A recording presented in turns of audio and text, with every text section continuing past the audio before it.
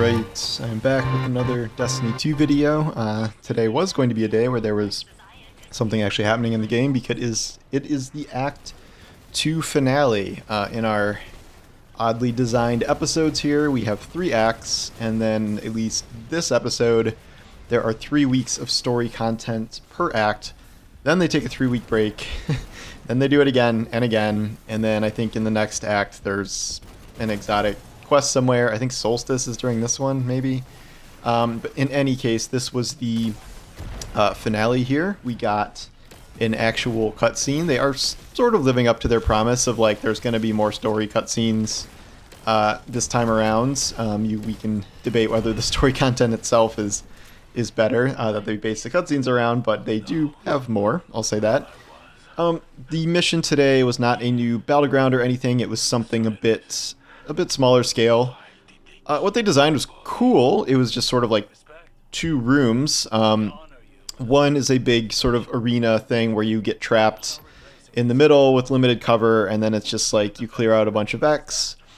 And then you go into Saint's Tomb area. We're not in the corridors of time or anything here. We are in the Nessus core thereabouts, and Saint is dead. The old Saint body, new Saint body, shows up with Osiris, and he has to relive his old memories in order to figure out where the Conductor is, which is somehow linked to that. This was concerning because, you know, it's like centuries of fighting Vex in there, and it's his own death and stuff like that. This is relayed through him just sort of putting his hand on his old head and talking through it. It's maybe not the most compelling use of an in-game story display here. Osiris is like telling him to stop doing it, but he gets through it, and we do find out where the Conductor is. We then go back through the room again, and now there's a boss there, a giant minotaur, what else? And a bunch of harpies and things, and like the cover despawns, and like I definitely died the first attempt, which I won't edit out of here. I don't even know how long this video is going to be, but so there's not that much to talk about. And then you beat that, and you go down the hallway again, and then this time you are where the Conductor is. Spoilers follow from a story perspective, except all of us guessed this pretty much when it was announced. We meet the Conductor, and the Conductor is Maya Sundaresh. Ta-da! This is the old Vex researcher who was the subject of a very, very lengthy string of messages at the Veil back during Lightfall, and in the subsequent year after Lightfall, they kept adding ones. It's about her and her wife, and her sort of getting corrupted by the Veil, and then just sort of like dissolving her consciousness into the Vex network, and part of her consciousness was put into an exo, and that exo is Lakshmi too. So we learned, you know, this was amplified a bit more during the Lakshmi season. She still has Lakshmi's face, which, sure, why not? But it does. I kept thinking, like, that red color scheme does not go with the rest of her outfit at all. Like, I thought it would be like gold or whatever, like the rest. Not so much. Same voice actress, who's amazing as ever. They have her voice modified a little bit, and but it seems like she's back for this season, except we have 3 more story weeks, so it's not very long here. She says that her goal is to bring on a new golden age of humanity, which naturally means infecting the whole solar system with radiolaria, so she can control everybody, and that will bring in a golden age if you're building with, you know, Vex mind tech as opposed to stupid human tech. I think that's the plan anyway. We managed to escape by summoning our ship to the core of Nessus, which I guess is something you can do.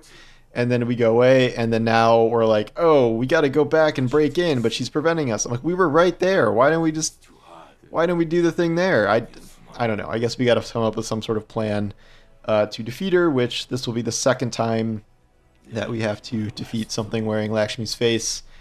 My main problem with this is like how the timing of this played out. It's very weird for this to be not just week 6 of story content at the end of Act 2, but it's week 9 because we had the 3-week break. This feels like something that would have been a cool intro to this episode where, I mean, everybody kind of knew that when we saw a human-shaped Vex thing, like how many options are there really for who that's going to be? So I don't think it was like this big plot turn that it was Maya Sundaresh if you've been paying any attention. If you're not really a story person and they reveal it's Maya Sundaresh, you probably have no idea who that is. So this seems like this could have been a good kind of opening, or at least the finale of Act 1, as opposed to waiting 9 weeks for the revelation of something we all sort of knew, and something where, okay, now it starts being interesting, because like to this point, the whole story has been, well, this radial area is going somewhere, it's going deep into the thing, and then like last week it's like, oh, there's someone called the Conductor. It's like we knew all this when the season started. Like we knew she was on the cover art. Like this wasn't like a big mystery as to like what was happening with the radial area, who was getting it, but we had to wait 9 weeks to finally see them. The sub storyline here where Saint is having this existential crisis about like, is he the right version of Saint, and is he the real one that Osiris loved? And like that's been kind of a muddy storyline, and it doesn't make a whole lot of sense given there's alternate universe versions of everybody in this plotline kind of, and then he's been reset 14 times as an exo. Like it didn't really make much sense, and Saint has already kind of just gotten over it. He's like, all of these versions are me. Like that's I'm good now. Don't worry. And like I don't know. It just wasn't a very believable conflict. I thought he was like sad about it for like a week and a half, and Osiris was like, "You're still my Saint," and he's like, "Yeah, okay, I guess I am." So that's done, I guess. Now we take 3 weeks off, and we come back with 3 more weeks of story content, which, like, this sounds bad, but like it feels like it's only going to be 4 weeks of story content, period, out of 9 there actually are, because the first 5 were just sort of like dicking around, collecting samples, and like tracking Radioloria flows, and like the Saint stuff, and like literally the most interesting thing happened that happened is the frog, and I'm not kidding. Now, when we have an actual antagonist, things are getting a little interesting. I think we need longer term, named Vex antagonists. I hope we don't just kill her now. Like, we need longer term villains from this faction, because we don't have any per se. The Vex have always really lagged behind, and it's like, oh, we have Oryx and Savathune from the Hive, and Mithrax and Aramis from the Fallen, and like it, we have all these like iconic figures from those other races, and the Vex, it's like, what was that big Hydra with the hands? Atheon, and I don't know, that's kind of it.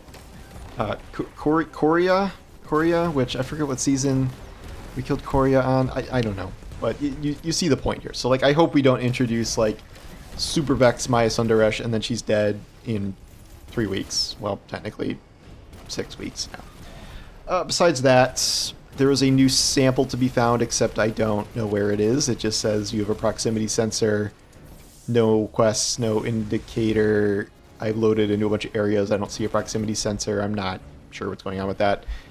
In terms of loot, this is the week, in fact, that we get the perfect paradox, over halfway through the season here.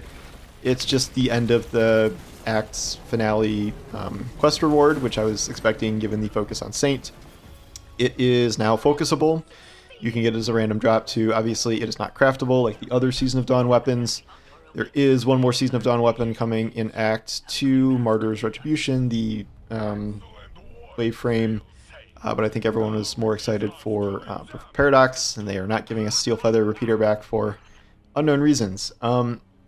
So you can get that, you can focus that, and that's pretty much it. This took 20 minutes, I guess. Probably even shorter than usual, and that was with this like sort of fetch quest of just like go down to that one floaty rock space in Nessus and kill one Minotaur, which was sort of like a 5-10 minute diversion just to walk there.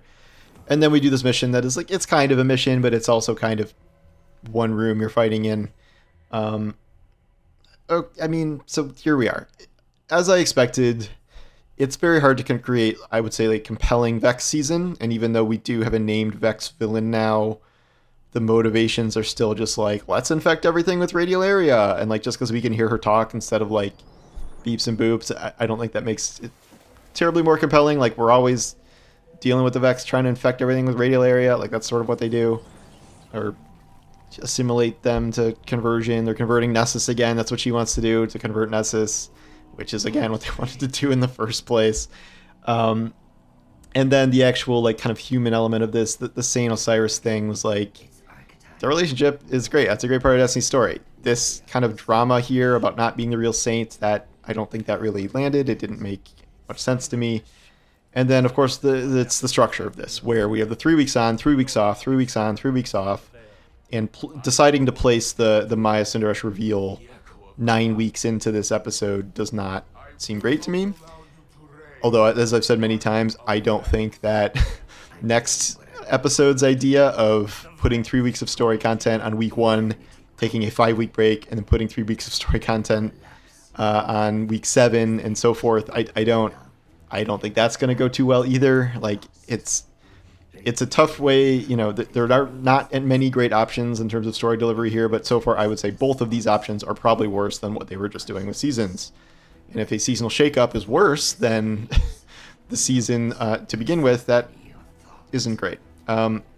So we'll see if there's anything left to talk about as the week goes on, and I guess we're getting to Solstice. I don't know if there's a date on that yet, but today concludes, you know, 2/3 of the story content from the season pretty much. Maybe the exotic quest will like tie into this and be like really interesting in terms of how it relates to the season. That's possible. They usually do tie the exotic quests in to some degree, I think, more or less, when they come up these days. So I'm looking forward to that. They've, you know, kind of hyped that up as a really good one, so we'll see. But for now, you guessed it, it's back to the First Descendant. Big update. I think it's tomorrow. No, I think it's in 2 days. Where they're adding characters and things, and you know, I'm doing the grind there. But this isn't a First Descendant video, so I'll do one of those tomorrow maybe. But anyway, thanks for watching, and I'll talk to you soon. Take care.